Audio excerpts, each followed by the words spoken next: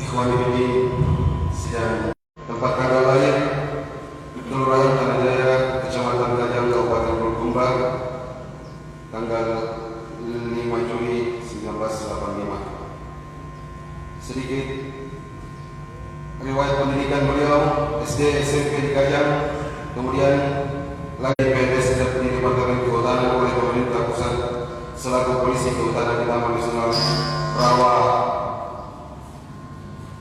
Aupa Kendari, Sulawesi Tenggara. Karena harus akan ilmu agama, beliau mengundurkan diri dari PNS di tahun 2008, kemudian melanjutkan pendidikan agama di negeri Yaman bagian selatan dan utara di hadapan beberapa ulama besar di tahun 2009 sampai dengan 2012. Dan hampir setiap bulan Ramadan di sela-sela beliau memimpin jamaah umrah, beliau belajar di beberapa ulama Mekah dan Madinah selama sebulan penuh. Sekarang beliau aktif menjadi pimpinan Pondok Pesantren Nurul Tauhid Tabentuk Kelurahan Karumime yang baru saja dirintis tahun ini. Yang sebelumnya beliau adalah pimpinan Pondok Pesantren Ibnu Abbas Bulukumba. Dan sekedar info untuk ikhwan dan bapak-bapak sekalian, pondok pesantren beliau gratis 100% tanpa batasan umur. Terima kasih. Wabillahi taufiq wal hidayah. Wassalamualaikum warahmatullahi wabarakatuh. Dan kepada Ustaz kami persilakan dengan hormat. Jazakallahu khairan.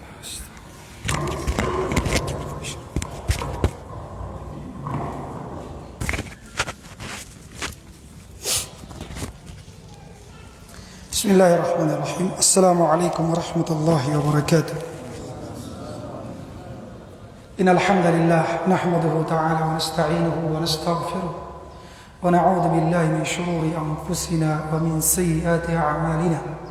Man yahdihillahu fala mudilla lahu wa man yudlil fala hadiya lahu. Asyhadu an la ilaha illallah wahdahu la syarika lahu wa asyhadu anna Muhammadan 'abduhu wa rasuluh. يا أيها الذين آمنوا اتقوا الله حق تقاته ولا تموتن إلا وأنتم مسلمون. يا أيها الناس اتقوا ربكم الذي خلقكم من نفس واحدة وخلق منها زوجها وبث منهما رجالا كثيرا ونساء واتقوا الله الذي تساءلون به والأرحام إن الله كان عليكم رقيبا. أما بعد. Kaum muslimin dan muslimat, jemaah pengajian yang semoga dirahmati oleh Allah Subhanahu wa taala. Mari kita untuk banyak membasahi lisan kita dengan zikir dan syukur kepada Allah Subhanahu wa taala. Yang mana di sore ini kita diberikan nikmat besar oleh Allah Subhanahu wa taala berkumpul di salah satu masjid Allah Subhanahu wa taala yang sementara direhab. Semoga Allah Subhanahu wa taala mudahkan penyelesaian masjid ini dan semoga jamaahnya nanti berbanding lurus dengan besarnya masjid ini. Mudah-mudahan semakin besar, semakin mewah, jamaahnya pun semakin bertambah. Karena itu tentunya harapan dari para donatur, dari para panitia masjid, sengaja diperbesar, diperindah supaya semakin tertarik. Supaya semakin tertarik. Mudah-mudahan masyarakat di sekitar masjid banyak bersyukur kepada Allah atas nikmat besar ini. Di negara-negara kafir untuk cari satu masjid kadang harus ratusan kilo baru dapat. Seperti di Korea, di Jepang, untuk dapat satu masjid sholat Jumat itu sampai ratusan kilo. Apalagi ada pengajian seperti ini, susah dapatnya kalau di negara-negara kafir. Alhamdulillah di negeri kita, bahkan di Tanete ini dimudahkan oleh Allah Subhanahu wa taala, bebas kita menggunakan toa. Kalau di negara kafir tidak bisa. Azan saja harus suara dalam. Nah, ini nikmat akan dimintai pertanggungjawaban nanti di hadapan Allah Subhanahu wa taala. Maka wajib bagi seluruh masyarakat yang ada di sekitar masjid untuk mensyukuri nikmat yang besar ini. Karena akan dimintai pertanggungjawaban nanti di hadapan Allah Subhanahu wa taala. Jemaah sekalian yang dimuliakan Allah, pada kesempatan ini insyaallah taala kami akan membahas sebuah pembahasan penting.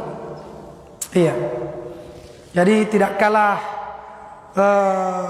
pentingnya dengan pembahasan tadi di Tanah Tua. Kalau tadi di Tanah Tua pembahasannya hakikat jekne tamaluka sembahyang tamat tapu. Sekarang pembahasan kita adalah zikir tertingginya para wali. Ini pembahasan penting sekali untuk kita pelajari, untuk kita ilmui dan kita amalkan insyaallah taala. Dan sebelumnya kami meminta maaf kepada seluruh jamaah atas keterlambatan kami hadir di tempat ini yang tadinya seharusnya jam 4 ya. Ya, kami dari kampung sana Sinjai masuk lorong. Iya. Ada benda-benda yang diagungkan selain Allah Subhanahu wa taala. Iya, diminta untuk dihancurkan karena masih takut-takut yang punya. Iya, masih takut-takut yang punya itu, dan orang selalu datang di situ beri sesajian. Iya. Dan ini tentu sebuah fenomena yang sangat menyedihkan di tengah kaum muslimin, adanya benda-benda mati ya, yang bahkan tidak bisa menggeser dirinya sendiri walaupun 1 senti kecuali dengan bantuan manusia. Lalu banyak manusia mengagungkannya. Orang mendatangi, dia berikan sesajian, berharap kesembuhan dan subhanallah keyakinan yang lainnya. Semoga apa yang kami lakukan dicatat sebagai pahala besar di sisi Allah Subhanahu wa taala, karena ini adalah salah satu misi dakwanya para nabi dan rasul. Allah Subhanahu wa taala berfirman di dalam Al-Qur'an, وَلَقَدْ بَعَثْنَا فِي كُلِّ أُمَّةٍ رَسُولًا أَنِ اعْبُدُوا اللَّهَ وَاجْتَنِبُوا الطَّاغُوتَ. Dan sungguh kami telah mengutus pada setiap umat seorang rasul, misinya adalah menyembah kalian hanya kepada Allah dan jauhi seluruh bentuk tagut, sesembahan-sesembahan selain Allah Subhanahu wa taala. Bapak-bapak, ibu-ibu, jamaah pengajian yang dimuliakan Allah Subhanahu wa taala, pembahasan kita tentang zikir tertingginya para wali. Iya. Sebelum saya membahas apa zikir yang paling hebat, apa zikir yang paling tinggi, saya ingin membahas dulu apa itu wali. Iya. Jangan sampai orang salah paham, jangan-jangan dikira ini wali nikah kah? Iya, wali kelas. Tidak. Yang dimaksud di sini adalah walinya Allah Subhanahu wa taala. Siapakah wali Allah Subhanahu wa taala? Ini penting untuk kita pahami. Iya, karena banyak orang salah menilai seorang wali. Iya. Bismillah. Alhamdulillah. Banyak orang salah kaprah tentang wali ini. Dikiranya kalau aneh-aneh, ya, aneh-aneh perilakunya atau punya kehebatan yang luar biasa, ditikam tidak tembus, kemudian bisa berjalan di atas air, atau mungkin sholat di atas daun, itu wali menurut kacamata sebagian orang. Bahkan akhir-akhir ini di media sosial ada yang menganggap sebagian orang gila itu wali. Iya. Tersebar itu di media sosial. Orang gila dikiranya wali. Nah, sebenarnya wali itu menurut Allah dan Rasulnya yang bagaimana? Iya. Karena wali ada dua ya. Ada wali Allah, ada wali syaitan. Sebagaimana Allah Subhanahu wa taala berfirman, Allahu waliyul ladzina amanu. Allah waliyul ladzina amanu yukhrijuhum minadh dhulumati ilan nur wal ladzina kafaru awliya'uhum at-taghut yukhrijunahum minan nur ila dhulumat. Jadi Allah waliyul ladzina amanu, Allah walinya orang-orang yang beriman. Yukhrijuhum minadh dhulumati ilan nur, Allah keluarkan mereka dari kegelapan menuju cahaya. Sebaliknya walladzina kafaru awliya'uhumut taghut. Ada orang-orang kafir, walinya adalah taghut, sesembahan-sesembahan selain Allah Subhanahu wa taala. Jadi jamaah sekalian yang dimuliakan Allah, ada wali Allah, ada wali syaitan. Innama dzalikumus syaitan yukhawwifu awliya'ah. Yang demikian itu adalah hanya syaitan yang mempertakuti manusia melalui wali-walinya. Berarti ada walinya? Ada walinya syaitan. Ya, selalu dibantu oleh syaitan, ditolong oleh syaitan. Nah, di dalam Al-Quran, di dalam surat Yunus, Allah Subhanahu wa taala menyebutkan sifat wali tersebut. Allah berfirman, "Ala inna awliya Allahi la khaufun 'alaihim wa la hum yahzanun." Ketahuilah bahwa wali-wali Allah itu tidak ada rasa takut atas mereka. Jadi wali Allah itu tidak ada ketakutan tentang apa yang akan terjadi esok hari. Apa yang akan terjadi nanti? Kenapa? Karena dia punya penolong, Allah Subhanahu wa taala. Siapa mereka? Alladzina amanu wa kanu yattaqun. Mereka lah yang beriman dan bertakwa. Berarti wali menurut versinya Allah, menurut versinya Al-Quran, menurut versinya Rasulullah sallallahu alaihi wasallam adalah orang yang beriman dan orang yang bertakwa. Semakin hebat keimanannya, semakin hebat ketakwaannya, semakin tinggi kedudukan walinya di sisi Allah. Berarti seluruh orang yang beriman, seluruh orang yang bertakwa itu adalah wali-wali Allah Subhanahu wa taala. Iya.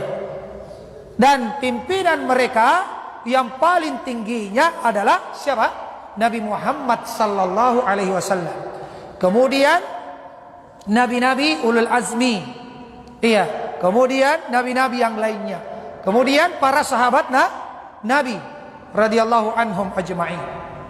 Dari umat ini setelah Nabi Muhammad sallallahu alaihi wasallam yang tertinggi kewaliannya adalah Abu Bakar As-Siddiq radhiyallahu anhu.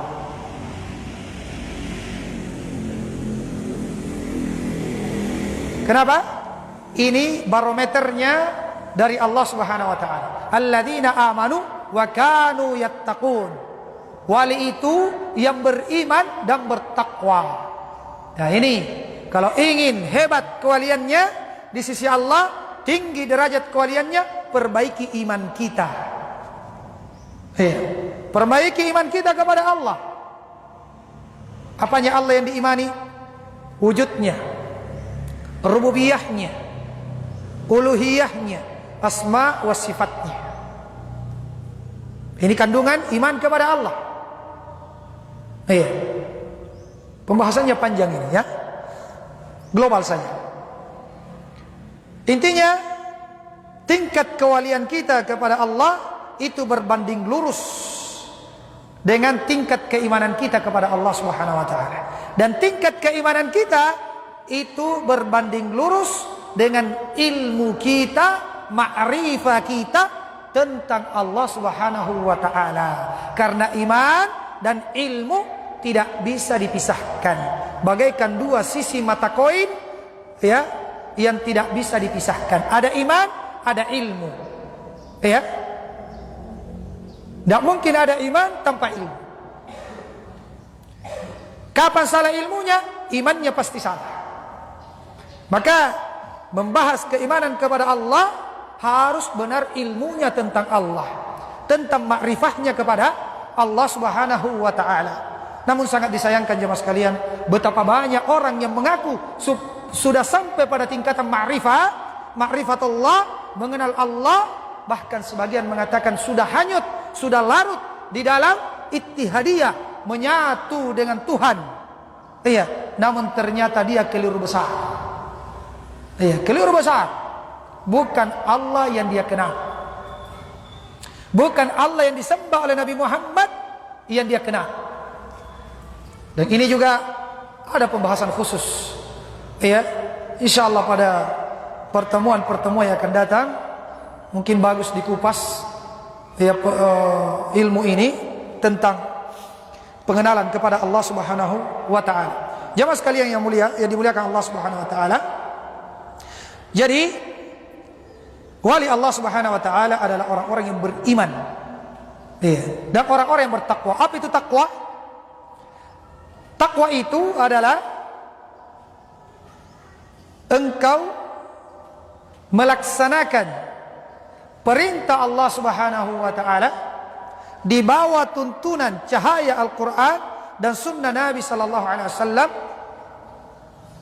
karena mengharapkan wajah Allah Subhanahu wa taala, mengharapkan pahala di sisi Allah Subhanahu wa taala, dan engkau meninggalkan larangan-larangan Allah Subhanahu wa taala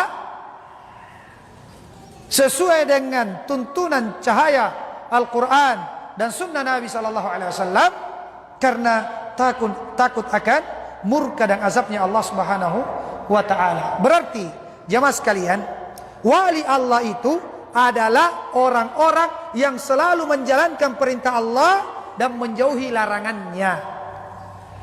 Maka tidak benar kalau ada orang yang mengaku sebagai walinya Allah, kemudian dia tinggalkan sholat 5 waktu, kemudian dia tinggalkan puasa Ramadan, kemudian dia tinggalkan haji padahal dia sudah mampu, dia tinggalkan keluarkan zakat.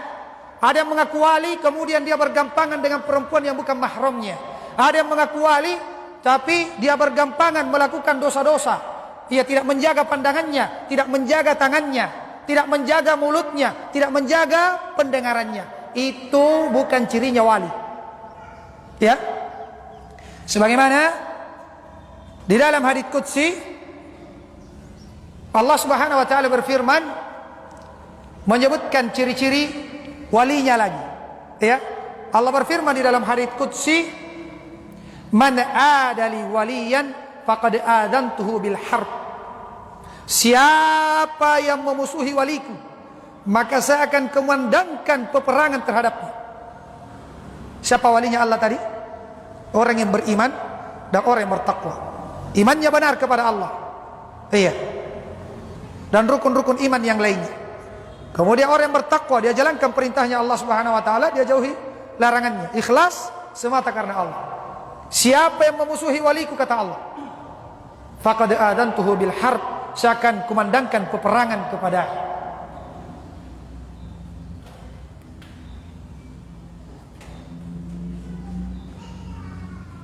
Wala yataqarrabu wa ma yataqarrabu ilayya abdi ahabbu ilayya mimma aftaradtuhu alaihi. Dan tidak ada seorang hamba yang mendekatkan diri kepadaku yang lebih aku cintai dibanding apa yang saya wajibkan. Jadi yang pertama dulu, yang diwajibkan dulu, kerjakan yang wajib-wajib. Salat 5 waktu, ya, mentauhidkan Allah Subhanahu wa taala. Yang wajib-wajib kerjakan. Kemudian kata Rasulullah, wala yazalu abdi yataqarrabu ilayya bin nawafil hatta uhibbahu. Dan terus menerus berkesinambungan hambaku itu mendekatkan diri kepadaku dengan yang sunnah-sunnah. Jadi setelah wajib, sunnah dikerjakan dan tidak terputus-putus. Dia jaga terus amalan-amalan sunnahnya. Bukan sekedar yang wajib dia kerjakan, tapi yang sunnah juga ya, dia jaga. Nah, inilah tadi yang kita bahas di kajian apa? Jekne tamalluka, iya, sembahyang tamat tapu. Dia jaga terus wudunya. Iya. Bahkan sebelum batal wudunya, dia lanjut wudu lagi. Iya, sebelum tidur dia wudu lagi. Subhanallah. Demikian pula salatnya. Bukan cuma salat wajibnya, tapi salat sunnahnya juga kuat. Hebat salat sunnah. Amalan-amalan sunnah terus dia kerjakan untuk mendekatkan diri kepadaku. Fa idza ahbabtuhu. Jadi kalau dia sudah mendekatkan diri dari yang wajib-wajib plus yang sunnah-sunnah dia kerjakan semuanya, maka saya akan mencintainya. Ya. lihat bagaimana cara meraih cintanya Allah. Banyak orang mengaku cinta kepada Allah. Ya. Banyak orang yang mengaku cinta kepada Allah, tapi ketika datang seruan azan, ya, sholat berjamaah di masjid ataupun kewajiban-kewajiban yang lainnya, dia katakan, kulit-kulitnya jitu. Saya sudah dapat nih as-sinnah, ya, isinya. Ya, rahasianya. Saya sudah sampai pada tingkatan ini.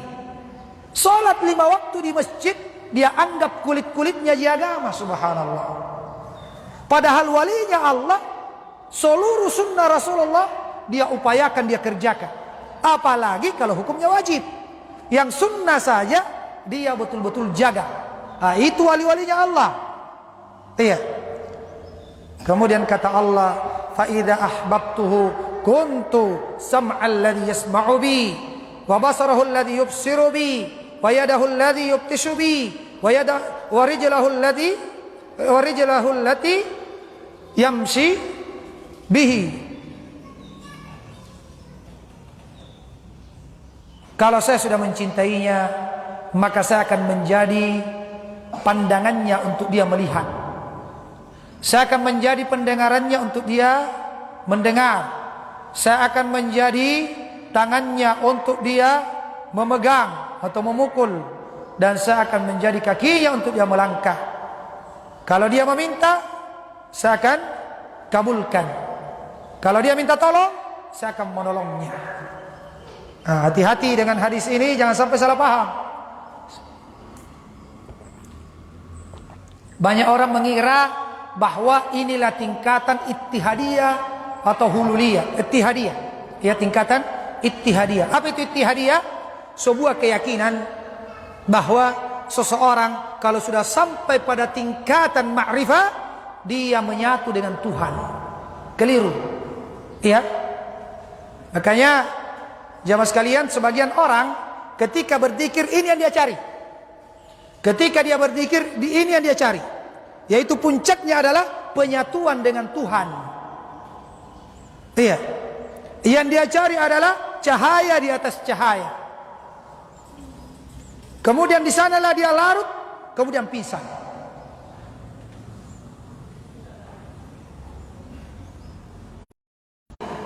Kemudian dia ketika berzikir, yang dia cari tingkatan ini. Bagaimana dia bisa menyatu dengan Tuhan. Iya. Maka mulai dia berzikir la ilaha illallah. Terus dengan metode yang berbeda-beda. Tapi intinya satu. Lihat metodenya saja. Tata caranya yang berbeda-beda. Tapi intinya satu. Sampai pada titik tersebut. Iya. Sampai pada titik tersebut. Ini juga kalau dikupas ya banyak ya. Dan panjang. Iya. Yang jelas kata para ulama, bukan seperti itu maksudnya. Ya, bukan menyatu dengan Tuhan. Tidak mungkin Allah menyatu dengan makhluknya. Itu sesuatu yang mustahil. Kenapa? Iya. Karena jamaah sekalian, jangankan Tuhan. Iya. Baru cahaya saja diturunkan di bukit, di atas gunung, ketika Nabi Musa mengatakan, "Arini andur ilaik." Iya, berikan saya kesempatan untuk melihat engkau ya Allah. Maka Allah mengatakan, "Lan taroni." Engkau tidak akan mampu melihatku wahai Musa. Walakin induru ilal jabal fa in istaqarra. Iya. Fa in istaqarra makanahu fa sawfa tarani. Apabila gunung tersebut tetap pada tempatnya, maka kamu akan bisa melihatku. Apa yang terjadi? Cahaya turun di atas gunung, hancur gunung, Nabi Musa pingsan. Barulah sadar Nabi Musa bertobat, tidak mau lagi meminta untuk melihat Allah. Maka siapa yang mengatakan saya sudah pernah ketemu Allah, saya lihat Allah, maka ini ya sudah bisa dipastikan 100% ya bukan Allah yang dia lihat. Kenapa? Karena Nabi yang memiliki kedudukan tinggi saja Kalimur Rahman, Nabi Musa alaihissalam ketika minta izin ingin melihat Allah, baru cahaya diturunkan ke gunung, hancur gunung. Iya. Gimana kira-kira kalau cahaya itu masuk ke tubuhnya Nabi Musa? Gunung lebih besar, bisa hancur. Iya. Nabi Musa baru lihat cahaya, pingsan dia dan bertobat setelah sadar, setelah siuman. Ternyata tidak bisa. Iya. Dan Rasulullah sallallahu alaihi wasallam ketika Isra Mi'raj sampai ke Sidratul Muntaha, kata Aisyah radhiyallahu anha, "Man qala anna Muhammadan ra'a rabbahu indal Mi'raj faqad kadhib." Siapa yang mengatakan bahwasanya Nabi Muhammad melihat Tuhannya ketika Isra Mi'raj, maka dia bohong. Siapa yang bilang begini? Aisyah radhiyallahu anha. Manusia yang paling mulia, Nabi Muhammad sallallahu alaihi wasallam ketika Isra Mi'raj di langit ketujuh cuma mendengarkan suara. Kenapa? Karena kata Rasulullah, hijabuhu nur, pelindungnya adalah cahaya. Kapan dibuka hijab ini, terbakar mata kita. Maka tidak boleh ada yang kemudian mengaku melihat Tuhan, melihat Allah Subhanahu wa ta'ala. Siapapun dia, bahkan kata Aisyah, sekalipun Nabi Muhammad sallallahu alaihi wasallam, beliau hanya mendengarkan suara ketika Mi'raj ke langit ketujuh. Jemaah sekalian yang dimuliakan Allah, nanti di akhirat baru kita diberikan kekuatan oleh Allah untuk bisa memandang wajahnya. Di mana? Di padang mahsyar dan di dalam surga setiap hari Jumat. Dan itu kenikmatan mengalahkan seluruh kenikmatan surga. Allahu Akbar. Semoga Allah Subhanahu wa taala memberikan kenikmatan tersebut. Jemaah sekalian yang dimuliakan Allah, jadi wali Allah Subhanahu wa taala mereka adalah orang-orang yang beriman dan bertakwa kepada Allah, dan semakin dia menjaga sunnah-sunnah Rasulullah sallallahu alaihi wasallam, maka Allah akan semakin mencintainya. Kalau Allah sudah mencintainya, maka Allah akan menjadi pandangannya.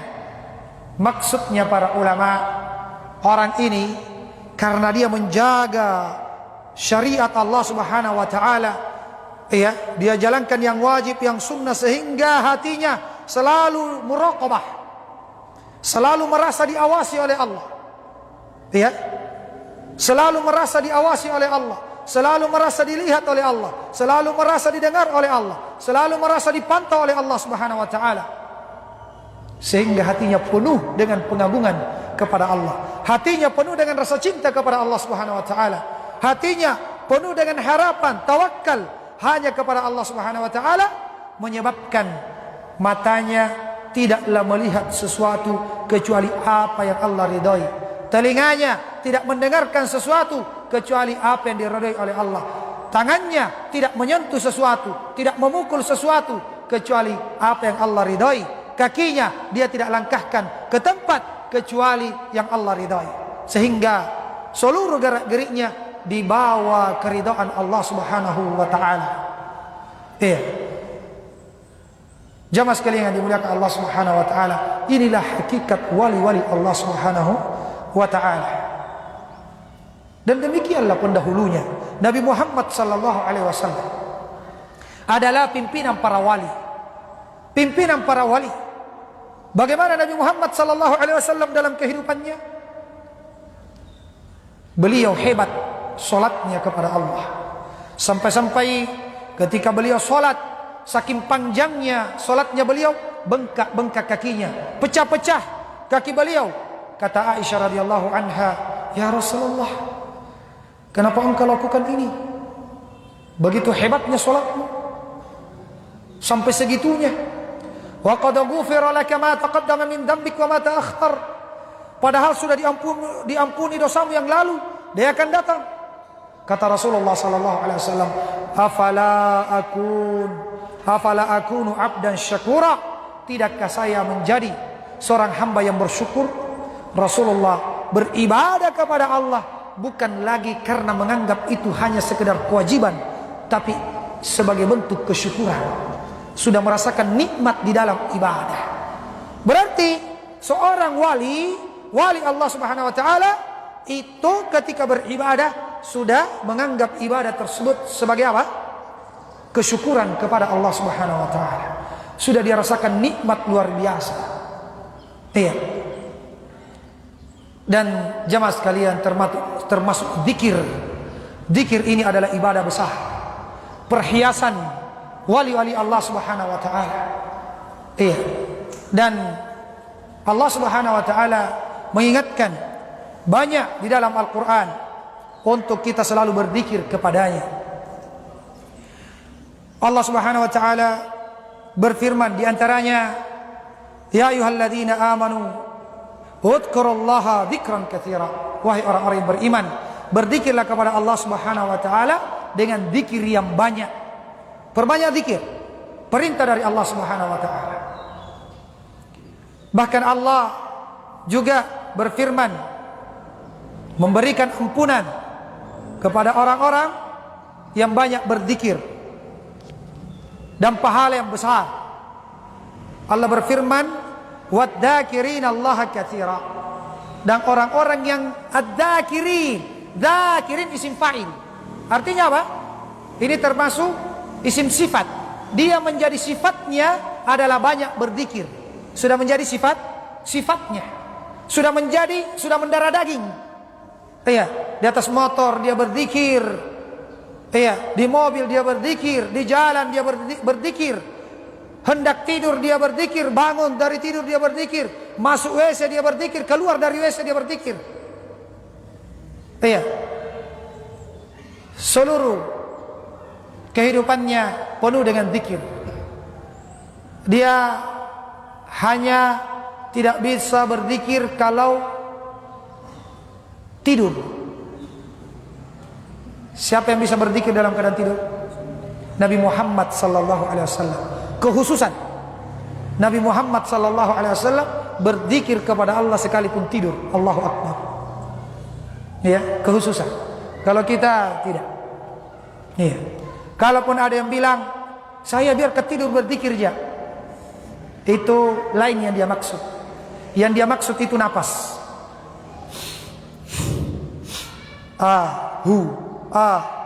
Itu yang dia maksud. Atau yang di sini. Ya. Yang di sini, detak jantungnya yang dia maksud.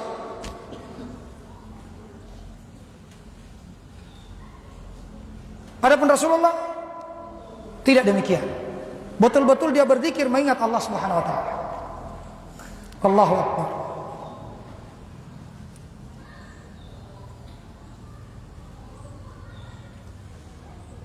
Jadi banyak ayat, banyak hadis jamaah sekalian memerintahkan kita untuk banyak berzikir kepada Allah Subhanahu wa taala karena begitu agungnya, begitu utamanya. Iya, dalam keadaan kita berdiri, berbaring, kita disuruh untuk berzikir. Allah Subhanahu wa taala berfirman, "Alladzina yadhkuruna Allah qiyaman wa qu'udan wa 'ala junubihim wa yatafakkaruna fi khalqis samawati wal ard, Rabbana ma khalaqta hadza batila subhanaka faqina adzabannar." Orang-orang yang berzikir dalam keadaan berdiri, dalam keadaan duduk, dalam keadaan dia berbaring. Iya. Jadi zikir itu biar di atas motor, tetap berzikir. Bawa ke kendaraan, tetap berzikir. Di pasar, tetap berzikir.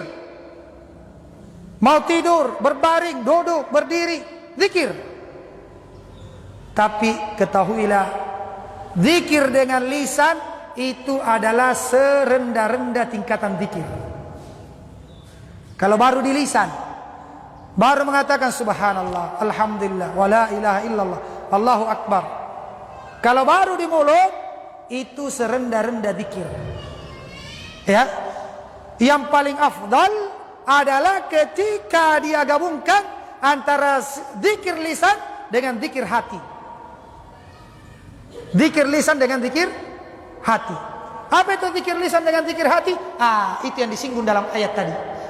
Ya, alladzina yadhkuruna Allah qiyaman wa qu'udan wa 'ala junubihim wa yatafakkaruna fi khalqis samawati wal ardh.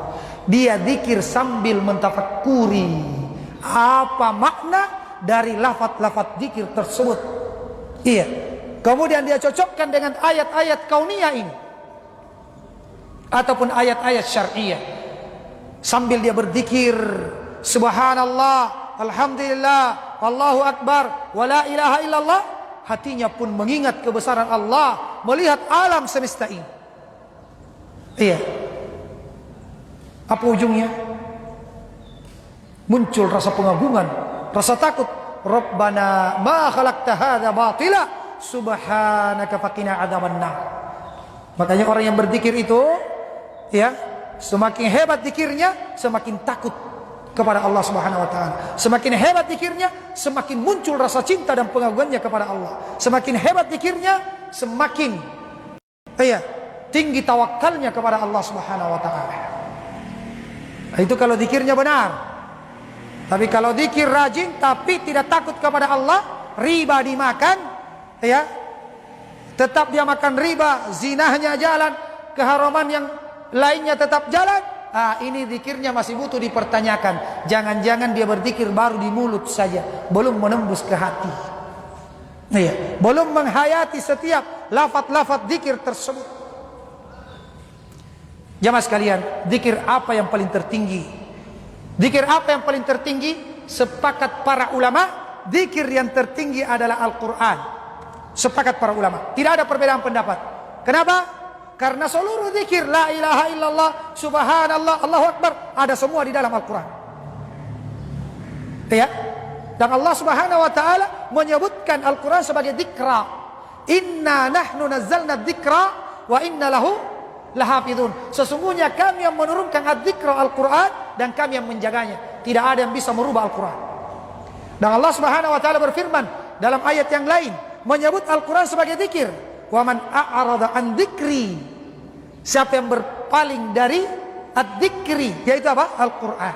Karena kalau ingin mengingat Allah, ingin kenal siapa Allah, buka Al-Quran. Ya, dari awal surah Al-Fatihah sampai surah An-Nas semua berisi zikir kepada Allah. Zikir itu artinya apa? Mengingat. Iya.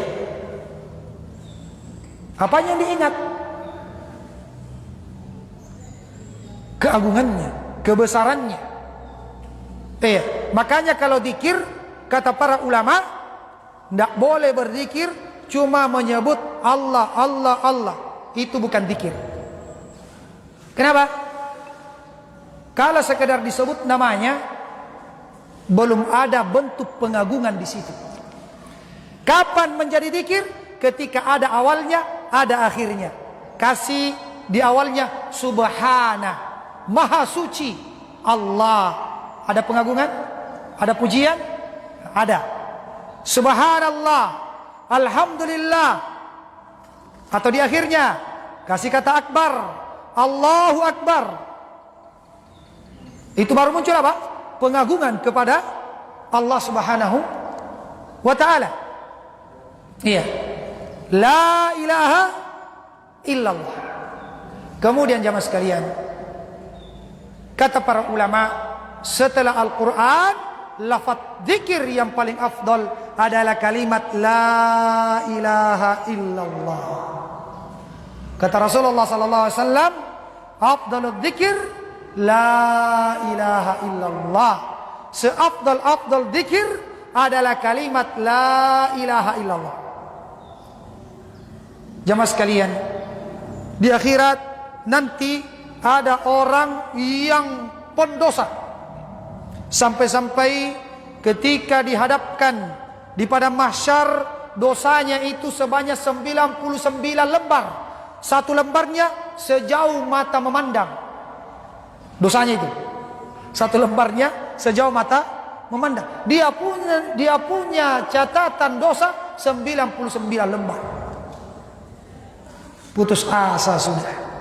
Kayaknya tidak ada harapan saya selamat ini. Dosaku banyaknya. Satu lembar saja sejauh mata memandang. Ini 99.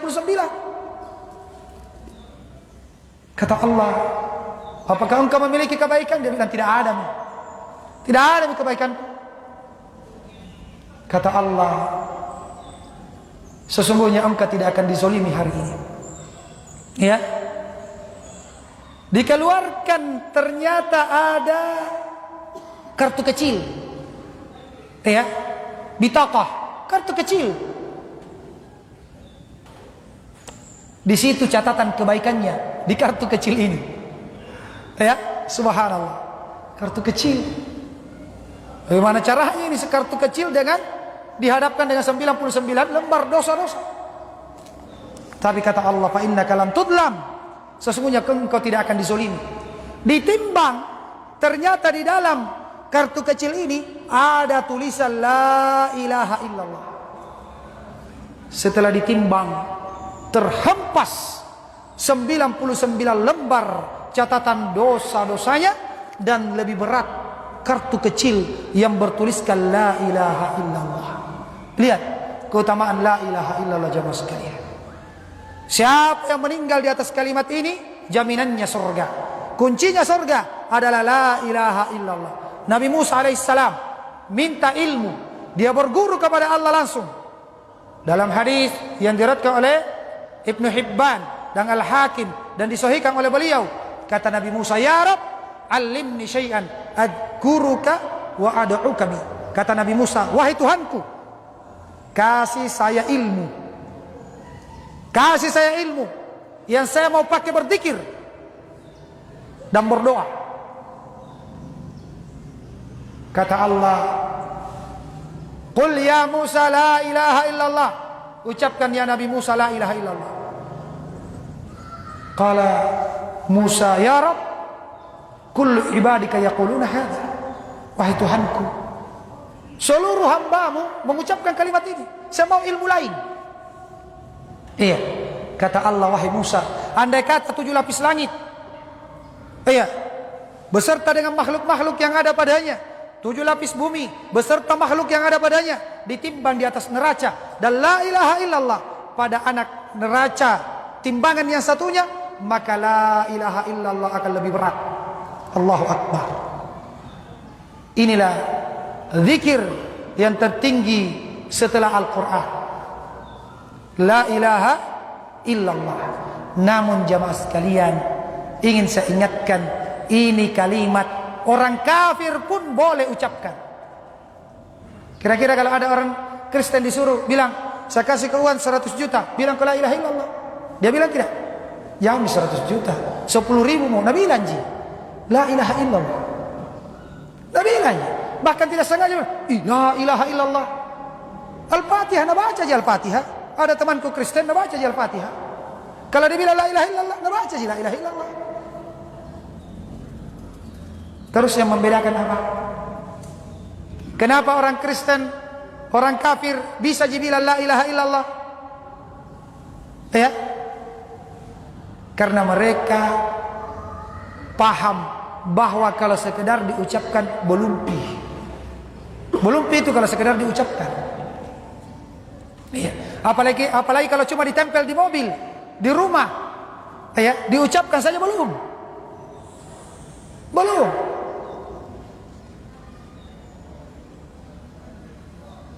Makanya kenapa orang-orang kafir Quraisy kalau disuruh bilang la ilaha illallah tidak mau dia.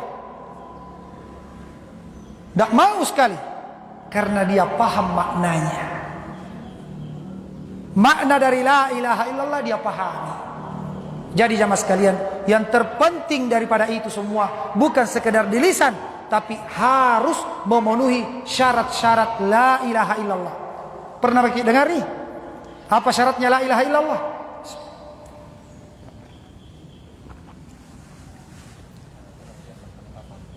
Itu rukun. Beda syarat dengan rukun. Salat yang selama ini kita tahu ada rukunnya, ada wajibnya, ada syaratnya. Puasa pun demikian. Kalimat la ilaha illallah ada rukunnya, ada syarat-syaratnya. Rukunnya 2. Hilang salah satunya, tidak sah la ilaha illallah. Sekalipun dia ucapkan ribuan kali. Ini yang penting ini. Sama jika kalau kita sholat tidak berwudu, biar 1000 rakaat sholat tidak diterima. Kalau tidak berwudu. Kenapa? Syaratnya tidak terpenuhi. Kita sholat sampai menangis-menangis, tapi tidak baca surah Al-Fatihah, tidak sah sholat. Kenapa? Al-Fatihah rukunnya sholat. Mengucapkan la ilaha illallah tidak memenuhi rukun-rukunnya, syarat-syaratnya tidak sah. Ini yang penting jamaah sekalian. Jadi bukan sekedar mengucapkan la ilaha illallah 100 kali, 1000 kali, bukan. Itu baru di lisan itu. Ya, yang terpenting dari itu adalah mengamalkan rukunnya dan memenuhi syarat-syaratnya. Apa rukunnya? Iya, la ilaha illallah terdiri dari 2 rukun. La ilaha, tolak semuanya, buang, ingkari sesembahan selain Allah. Itu maksudnya la nafiyatul lil jins, ingkari, tolak, buang itu. Illallah, rukun yang kedua, hanya Allah yang ditetapkan. Berarti maknanya apa? Batil. Kita ingkari, kita buang jauh-jauh, kita hindari segala sesuatu yang diibadahi selain Allah. Kita tetapkan hanya Allah saja satu-satunya. Maka siapa yang mengatakan la ilaha sampai di situ, berarti dia ateis. Karena dia mengingkari adanya Tuhan. Kalau dia katakan Allah Tuhanku, tidak cukup. Kenapa? Saya katakan ini HP-ku. Apakah maknanya tidak ada HP-ku yang lain? Ini HP-ku, Allah Tuhanku. Berarti belum tauhid. Ada kemungkinan masih ada HP-ku yang lain. Orang Kristen dia bilang juga apa? Allah Tuhanku. Cuma masih ada lagi 2. Ada bapa, ada anak. Nah, tauhid yang benar, dia ingkari sesembahan selain Allah, kemudian dia tetapkan hanya Allah yang diibadahi. Dan ini jamaah sekalian, yang namanya ibadah itu butuh implementasi dalam kehidupan. Bukan cuma di mulut kita katakan la ilaha illallah, kemudian dalam kehidupan sehari-hari masih takut kepada selain Allah, masih bergantung kepada jimat-jimat, masih menyembelih untuk selain Allah, masih mengagungkan tempat-tempat keramat. Nah, ini belum benar la ilaha illallahnya, walaupun jutaan kali dalam sehari dia ucapkan.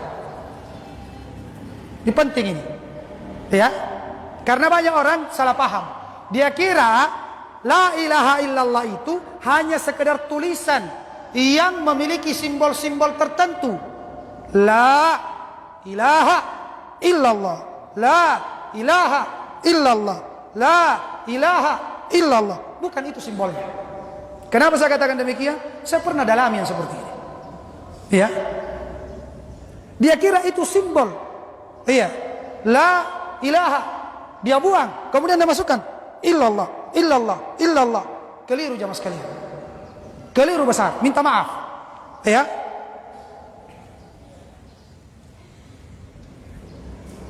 Kita kembali kepada tuntunan Rasulullah SAW. Rasulullah SAW mendakwakan kalimat la ilaha illallah 13 tahun di Mekah. Berarti bukan sekedar diucapkan di mulut. Apa yang terjadi ketika Nabi Muhammad mendakwakan la ilaha illallah di Mekah? Dilempari batu, ya, oleh keluarganya sendiri. Kira-kira gara-gara apa ini? Gara-gara sekedar diucapkan di lisan mereka marah? Tidak sama sekali. Karena Rasulullah betul-betul mengimplementasikan kepada masyarakat, mengajarkan kapan kalian mengucapkan la ilaha illallah, berarti Al-Lata wal Uzza wal Manat, pohon-pohon besar, batu-batu besar, jin-jin yang disembah, jimat-jimat, dukun-dukun, seluruh tempat bergantungnya hati kita selain Allah harus dibuang jauh-jauh, harus dihilangkan semuanya. Hati kita, ketergantungan hati kita hanya kepada Allah Subhanahu wa taala. Seluruh aktivitas kita, ucapan kita, ya, kita berucap, kita mendengar, kita melihat, seluruh aktivitas kehidupan kita lakukan hanya untuk Allah Subhanahu wa taala. Qul inna salati wa nusuki wa mahyaya wa mamati lillahi rabbil alamin. Inilah hakikat dari la ilaha illallah, dan itu semua butuh pembuktian di dalam kehidupan sehari-hari, bukan sekedar di lisan. Ya, bukan sekedar di lisan. Maka itu syaratnya tadi, wajib kita ingkari, wajib kita buang, jauhi seluruh sesembahan selain Allah, dan kita tetapkan hanya Allah satu-satunya. Iya.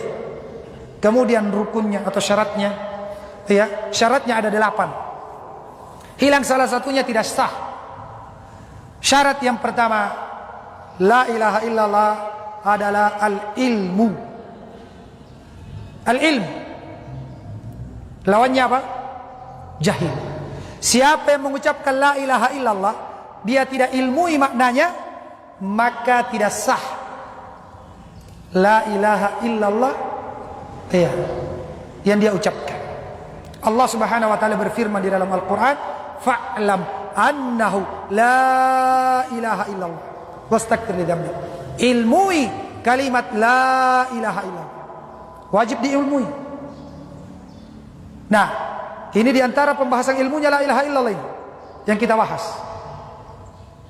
Ya, mengingkari seluruh sesembahan selain Allah Subhanahu wa taala. Dalil yang lain, Allah Subhanahu wa taala, kata Rasulullah sallallahu alaihi wasallam, man mata wa huwa ya'lamu annahu la ilaha illallah dakhala al-jannah. Diriwayatkan oleh Imam Muslim, siapa yang meninggal dalam keadaan dia mengilmui bahwasanya tidak ada yang berhak diibadahi kecuali Allah, pasti masuk surga. Syarat yang kedua, al-yaqin, harus yakin. Lawannya apa? Ragu. Jadi orang yang mengucapkan la ilaha illallah, benar syahadatnya, benar zikirnya, kalau dia yakini kandungan yang ada di dalam kalimat tersebut. Kalau dia ragu, tidak akan sah. Dalilnya mana? Dalam surah Al-Hujurat ayat 15. Allah Subhanahu wa taala berfirman, innamal mu'minuna alladzina amanu billahi wa rasulihi tsumma lam yartabu.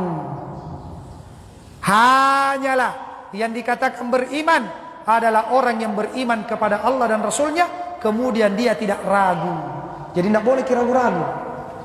Ya, betul jika ini Allah satu-satunya yang menyembuhkan, jangan-jangan ini dukun bisa tonji menyembuhkan. Betul jika ini hanya Allah yang menentukan jodoh, jangan-jangan ini jimat-jimat, ya bisa juga menentukan jodoh. Batal. Ya, la ilaha illallah. Wajib yakin 100%. Tidak ada yang berhak diibadahi kecuali Allah Subhanahu wa taala. Kemudian selanjutnya, yang ketiga, syarat dari la ilaha illallah adalah al-qabul limaktadatu hadhil kalimah, menerima seluruh konsekuensi dari kalimat la ilaha illallah. Iya. Dengan lisan dan dengan hati. Jangan sampai di lisannya dibilang la ilaha illallah, tapi di hatinya dah tolak maknanya la ilaha illallah. Ya. Dalilnya mana? Dalam surah As-Saffat ayat 35 sampai 36. Allah Subhanahu wa taala berfirman, innahum kanu idza qila lahum la ilaha illallah yastakbirun. Sesungguhnya mereka, orang-orang kafir Quraisy itu, kalau dikatakan kepada mereka, ucapkanlah la ilaha illallah, mereka tidak mau terima. Ya. Apa jawabannya? Kenapa mereka menyombongkan diri? Mereka mengatakan, wa yaquluna inna latariku alihatina li syairin majnun. Lihat, orang kafir Quraisy betul-betul memahami maknanya la ilaha illallah. Makanya dia takut ucapkan, tidak mau dia ucapkan. Mereka mengatakan, apakah kami akan meninggalkan Tuhan-Tuhan kami hanya gara-gara seorang penyair yang gila? Siapa yang dimaksud penyair yang gila? Rasulullah digelari penyair yang gila. Kenapa?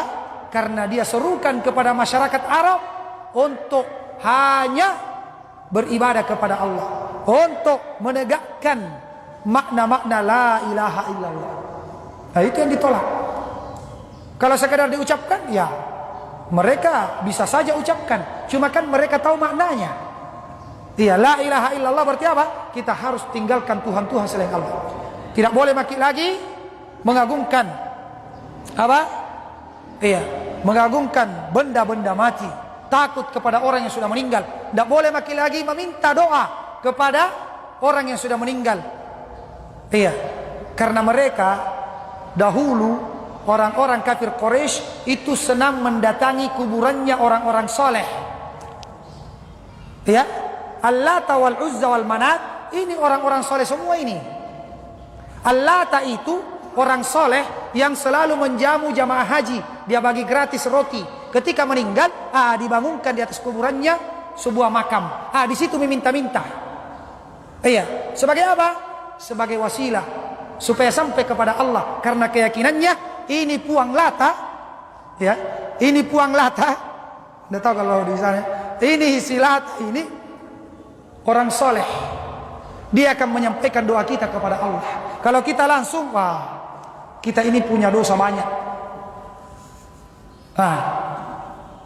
Apakah dengan niat baiknya Rasulullah berhenti memeranginya? Tidak.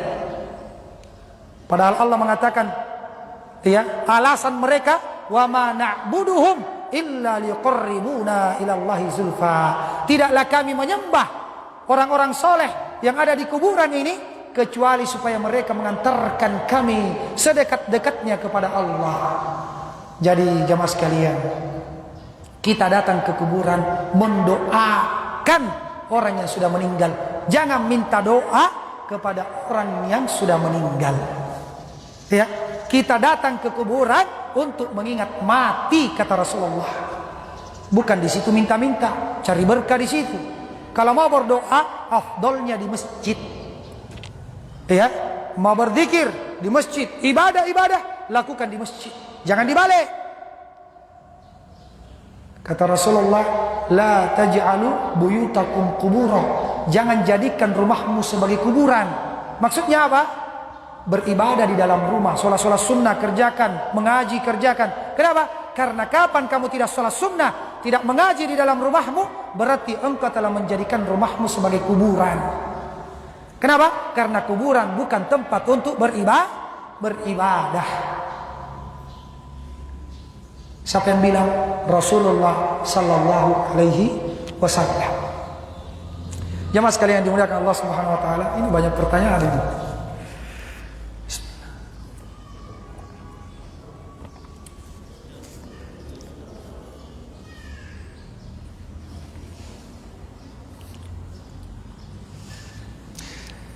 Apakah ada dalilnya jika seseorang berzikir? Ini materinya sebenarnya belum selesai, tapi tidak apa-apa. Insyaallah nanti lain kali, insyaallah, kalau Allah mudahkan. Apakah ada dalilnya jika seseorang berzikir dan menganggap setiap tetes keringat yang keluar dan jatuh saat berzikir itu adalah dosa-dosa yang berjatuhan? Berarti dimatikan. Bagusnya ini apa? Dimatikan AC, ya, zikir di tengah padang pasir, cocok sekali nih, karena akan mandi keringat. Iya, dosa-dosa itu tidak keluar dari keringat. Ya, keringat itu keluar karena apa? Panas. Jadi jangki bilang, saya tidak berkeringat, kamu keringat, berarti banyak dosamu. Karena hanya orang bilang begitu, kamu itu banyak dosamu karena keringat. Padahal itu pembakaran kalori di dalam tubuh seseorang. Iya. Semakin kencang goyangannya dia zikir, ya semakin berkeringat. Semakin panas cuacanya, semakin berkeringat. Iya, bukan karena apa? Bergugurannya apa? Dosa-dosa melalui keringat tersebut. Tidak. Zikir saja, pahami maknanya, agungkan Allah Subhanahu wa taala. Tafakkuri makna-makna setiap lafaz-lafaz doa. Maka insyaallah ta'ala Allah akan mengampuni dosa-dosa kita. Bahkan suatu ketika ada sahabat ketika safar bersama dengan Rasulullah, ketika mendaki dia katakan Allahu Akbar, ketika menurun dia katakan Subhanallah. Iya, berteriak, kata Rasulullah, sesungguhnya yang kalian suruh itu bukan Tuhan yang maha jauh, atau bukan Tuhan yang jauh, bukan Tuhan yang tuli. Iya, Allah itu maha dekat. Berzikir biasa saja. Iya. Jadi Allahu alam, saya tidak pernah dapatkan dalilnya kalau setiap tetesan keringat ketika kita berzikir itu keluar di situ apa? Dosa-dosa. Yang ada dalilnya setiap tetesan wudu, yang dibahas tadi di Tanah Toa. Setiap tetesan wudu itu dosa-dosa keluar bersama tetesan-tetesan wudu. Itu Rasulullah bersabda.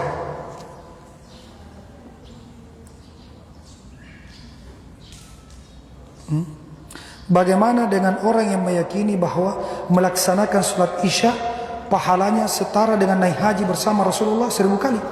Oh, saya juga tidak. Oh ya, ini tidak pernah juga saya dapat hadisnya ini ya. Sholat isya setara dengan haji 1000 kali. Yang ada itu sholat di Masjid Nabawi itu lebih baik dibanding sholat lebih baik sholat dibanding 1000 kali di selain Masjid Nabawi. Kalau di Mekah, 1 kali sholat di Mekah itu sama dengan berapa? 100.000 kali. Nah, itu ada. Mau subuhnya, mau duhurnya. Iya.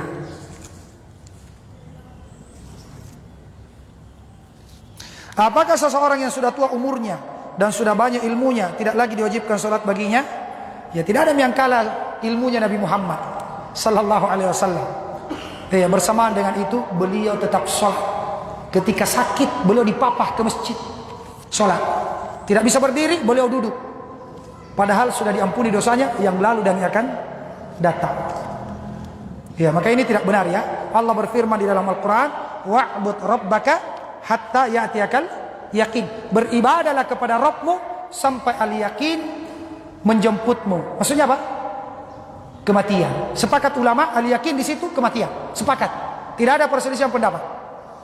Makanya terakhir kita sholat, terakhir kita beribadah ketika kita sudah meninggal. Selama masih hidup wajib sholat. Ya. Sembahyang tamat tapu. Tidak boleh putus sholatnya. Di pesawat, di laut, di atas kendaraan, dimanapun. Tiba waktu sholat, jangan sampai melewat waktunya. Kecuali apa? Safar. Duhur ada keringanan dikerjakan sampai asar. Maghrib ada keringanan dikerjakan sampai akhir waktu isya. Iya. Tidak ada yang boleh meninggalkan syariat Nabi Muhammad sallallahu alaihi wasallam. Sekalipun dia mengatakan saya wali, tidak sholat mak. Ya, siapa yang kalah walinya Nabi Muhammad sallallahu alaihi wasallam? Abu Bakar, Umar tadi kita sebutkan kisahnya, ditikam waktu jadi imam, pingsan, bangun dari siuman. Ketika beliau siuman, lanjut lagi sholatnya. Padahal beliau terluka parah. Dan beliau adalah seorang wali. Kata Rasulullah sallallahu alaihi wasallam, "Lau kana Musa hayyan ma wasi'ahu illa ittiba'i." Andai kata saja Nabi Musa hidup di zamanku, tidak ada kelonggaran, tidak ada keringanan baginya kecuali wajib bagi Nabi Musa mengikuti syariatku. Nabi Musa saja andai kata hidup di tengah-tengah umat Islam wajib sholat 5 waktu. Makanya Nabi Isa nanti turun sebelum kiamat. Ya. Di mana? Di menara? Di Menara Putih. Iya. Turun Nabi Isa sholat berjamaah bersama dengan kaum muslimin. Beliau sholat sesuai dengan tata cara sholatnya Rasulullah sallallahu alaihi wasallam. Maka kalau ada orang mengaku wali, sudah tinggi ilmunya, kemudian dia tinggalkan sholat 5 waktu, maka itu bukan wali Allah. Ya, bahkan wali Allah itu semakin tua umurnya, semakin tinggi ilmunya, semakin hebat ibadahnya kepada Allah.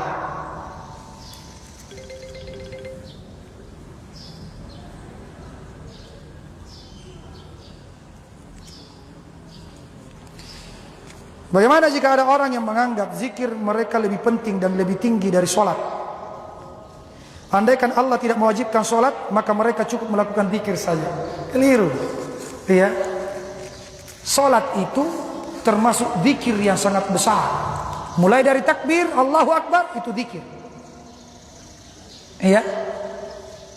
Allahu Akbar sampai salam, semuanya zikir, mengingatkan kita kepada keagungan, kebesaran Allah Subhanahu wa ta'ala. Iya. Walaupun dia zikir 1000 kali dalam sehari, kalau dia tidak sholat, tidak akan diterima zikirnya. Sebagaimana dalam hadis, inna awwala ma yuhasibu bihil abdi yaumal qiyamah salatuhu. Sesungguhnya amalan yang pertama kali dihitung pada hari kiamat adalah solatnya. Kalau bagus solatnya, dia selamat, dia beruntung. Kalau solatnya tidak diterima, maka amalan yang lainnya tidak diterima, dia rugi, dia celaka. Maka ini keliru besar kalau dia anggap bahwa solat itu tidak terlalu penting. Yang lebih penting adalah di zikir. Padahal seluruh solat isinya adalah di zikir.